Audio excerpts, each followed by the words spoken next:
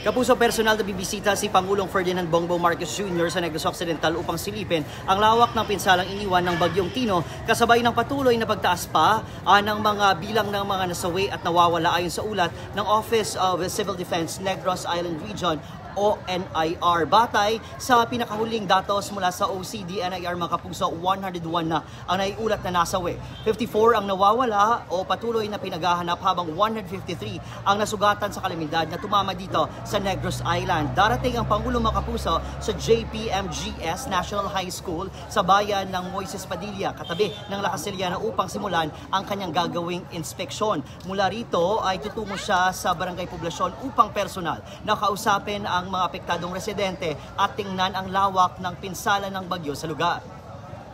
Magpapatuloy ang presidential visit sa bayan ng La Casillana, kung saan bibisita si PBBM sa La Casillana Elementary School na ngayon ay nagsisilbing evacuation center. Susundan ito, mga kapuso, ng pag-inspeksyon sa Bungahin Steel Bridge na lubang naapektuhan ng bagyo. Lawak ng pinsala ayon sa OCD, apektado populasyon ay mula sa 814 barangay sa buong Negros Island na binubuo ng 207,000 mahigit na pamilya o 716,000 na katao.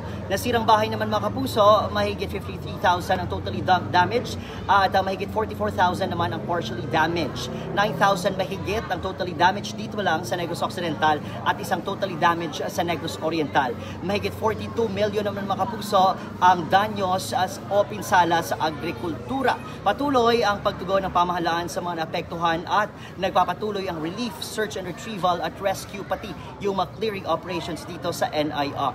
At yan munang latest mula rito sa Negros Occidental. Ako sa Eden Pretos para sa GMA Regional TV at GMA Integrated News.